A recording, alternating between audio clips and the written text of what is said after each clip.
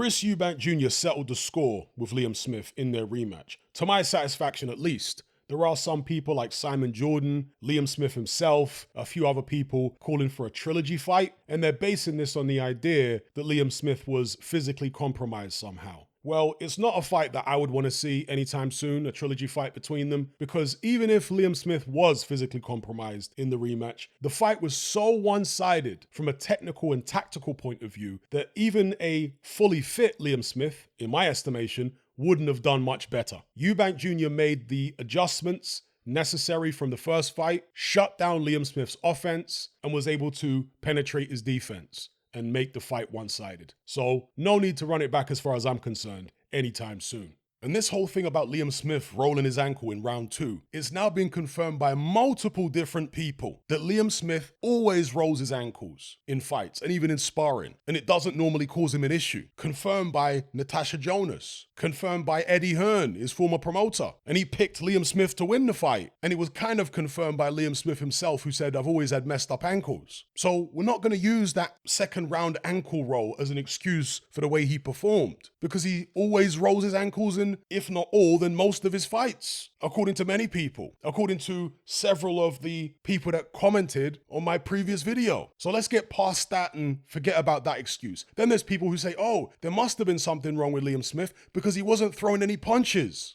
People, I said after the first fight and in several videos in the run-up to the rematch that Liam Smith is one of these fighters who is inactive in the middle of the ring. And what did Eubank Jr. do in the rematch? He kept the fight in the middle of the ring. So obviously that's going to mean that Liam Smith won't be throwing much, because he's a guy that likes to get you to the ropes or in the corner before he'll open up. That's just how he's always been. Some fighters are like that. They don't feel comfortable letting shots go in the middle of the ring. Maybe they've got short arms. Maybe they're not as quick of hand or foot as their opponent. Maybe they don't have as good a hand-eye coordination. Maybe their depth perception isn't as good as many other fighters. Maybe they're relatively basic and they don't want to be caught at a bad angle. And of course, if your opponent's in the middle of the ring with you, they can move around and get different angles on you. Whereas if you get them in the corner, it's more like hitting a heavy bag. The opponent's right there. You manage to pin him down. Now you can start opening up. Some fighters are like that. Liam Smith has always been like that. As I say, if he's fighting a slower guy, a guy who's kind of similar to him, yeah, he'll be more active in the middle of the ring. But if he's fighting a guy who's faster and or taller than him and rangier than him, he typically won't throw much in the middle of the ring. So the main reason for his low output in the Eubank Jr. rematch was because Eubank Jr. stayed off the ropes and out of the corners. That's the main reason. And on top of that, Chris Eubank Jr. hurt Liam Smith. He dropped him.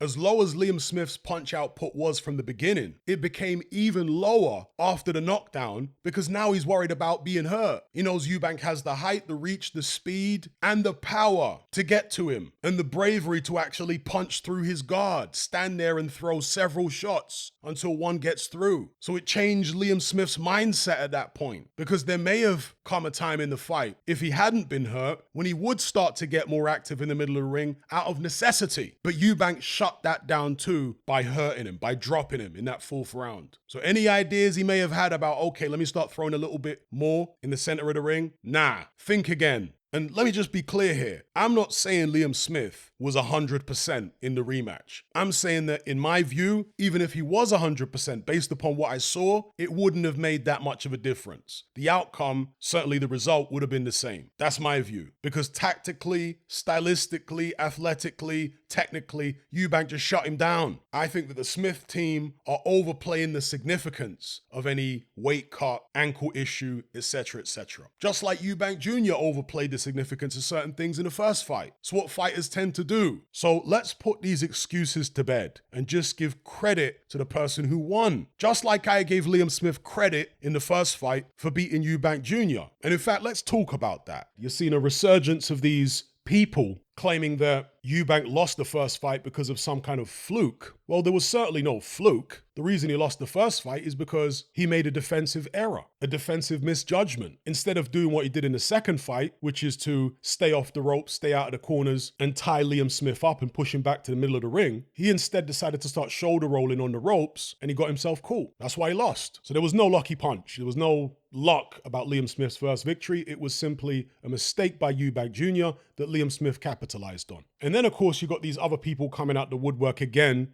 claiming that Eubank Jr. only lost because of an elbow. Well, I've already made a video completely debunking this notion that there is video proof that Eubank Jr. got hit by an elbow from Liam Smith. There is none. That's a fact. I went through the whole sequence with still frames to show that there is absolutely no frame that exists anywhere that shows Chris Eubank Jr. getting hit with an elbow under his eye by Liam Smith. Doesn't exist. That's a fact. So that's the first thing. And the second thing, which is even more damning, because if we were to give you the benefit of the doubt and say that, okay, maybe Eubank did get hit with an elbow, the problem is he was already hurt. His legs were already gone before the alleged elbow was landed. That's a fact. I'm going to show you right here. So this is the first fight. Have a look at the time on the video. This is at 29 minutes, 41 seconds. Eubank Jr. gets hit with a left uppercut. This is the first punch that lands in the sequence for Liam Smith, a left uppercut. Eubank Jr. reels back onto the ropes after the left uppercut. The next punch in the sequence that lands is a right hand. This is at 29:43, 2 seconds later, a right hand. And from that right hand, look what happens to Eubank Jr. He sinks down to his haunches. So clearly at this point,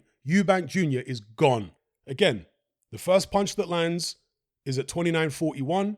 The second punch that lands is at 29:43.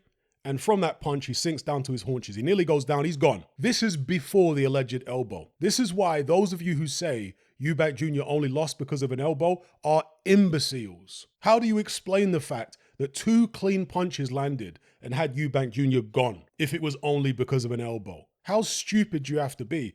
This is the alleged elbow here. The alleged elbow occurs at 29:49, of the slow-mo. Look, 29:49. It occurs after he's already nearly gone down from a right hand. So stop all this nonsense. He lost the first fight, fair and squared, nothing to do with any elbows. Could the weight cut have affected his punch resistance? That's something I'm more willing to entertain. I'm not saying that it necessarily played a major part, but I'm willing to entertain it. But this elbow stuff is just total and utter bullshit. That's what it is. There's no evidence that he got hit with an elbow under the eye. And even if there was, the alleged elbow happened after he was already gone. So if it was just because of the elbow, why was he already gone then from 2 punches off Liam Smith? He got his tactics wrong, Eubank Jr. That's why he lost. On the rope, shoulder rolling. And by the way, the people who keep saying it's because of Roy Jones, Eubank Jr. has been shoulder rolling long before he was ever with Roy Jones. Go back and watch his fight with Nick Blackwell for the British title. He was shoulder rolling all the way through that fight. That's something he's been doing way before Roy Jones. Eubank Jr. used to train with the Mayweathers back in the days. And that's probably where he got the shoulder rolling from.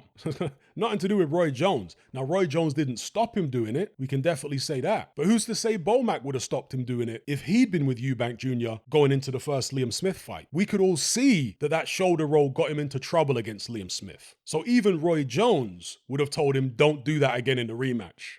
I mean, it's not rocket science. The questions in my mind about Eubank going into the rematch and why I didn't pick him in the rematch were to do with his mental state and his punch resistance. Because when you've been knocked out like that and humiliated in that fashion, it can play on your mind. And most fighters going into an immediate rematch after a loss like that, they're going to be gun shy. They're not going to have the confidence to stand there and punch through Liam Smith's guard to gain his respect, 4, 5, 6 shots, when he could time you with a shot in between the combinations you're throwing and test that chin, which got exposed last time. So I wondered whether Eubank would, again, be gun shy. If you got a gun shy fighter who won't let his hands go, he's going to get caught at some stage, even if he tries his best to stay off the ropes. I mean, some people are conveniently forgetting that we were hearing things about Eubank Jr. leaving Roy Jones, and then he's got no trainer. Now he's hooked up with David Haye. I think David Haye might have been a consultant or something in camp, even when Jones was still involved. And according to Chris Sr., we were told that David Haye rang him up and said that Eubank Jr. is still not listening in camp. We weren't hearing good things coming out of the Eubank Jr. camp in between the first and second Liam Smith fights. It doesn't exactly fill you with confidence when you're hearing that kind of stuff. And kudos to anyone who picked Eubank to win the rematch, people like Outmatch Boxing, but there are some people acting like it was ridiculous to not pick Eubank Jr. in the rematch. To pick Liam Smith in the rematch was ridiculous, according to some people who turned up in the comments. Well, if you were so certain that Liam Smith was going to win, then you should have put all your life savings on it. If it was so ridiculous to doubt that Eubank Jr. would win the rematch, I want to see your betting slips. If you were that confident, you would have put a load of money on it because you got good odds on Eubank